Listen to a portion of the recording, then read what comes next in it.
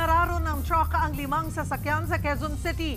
3 ang patay, kabilang ang isang nag-aabang lang ng masasakyan. Ang aksidenteng yan nasa pool sa video sa Frontline Report ni Hannibal Talete.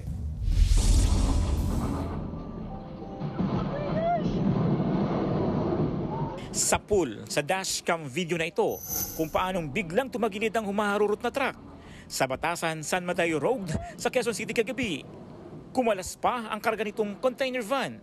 Hinararo ng truck ang isang kotse, isang EUV at 3 motorsiklo. Natumba rin ang isang poste ng ilaw at may napinsalang waiting shed.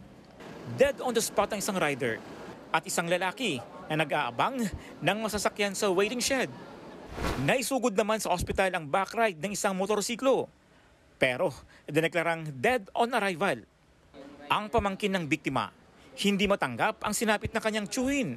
Sana panagutan na lang ng driver at yung company ng driver yung nangyari sa tito ko. 7 pa ang sugatan sa aksidente.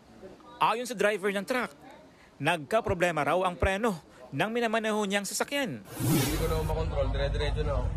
Oh. Kaya no choice ako, kaya yung manibela, isa sa naulumi ko.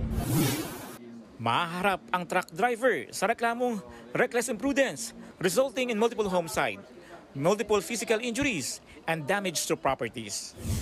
Nitong Abril lang, 3 ang namatay nang biglang umatras ang isang truck sa pauhong kalsada sa Fortune Avenue sa Marikina. Nadaganan ng container van ang 5 sasakyan.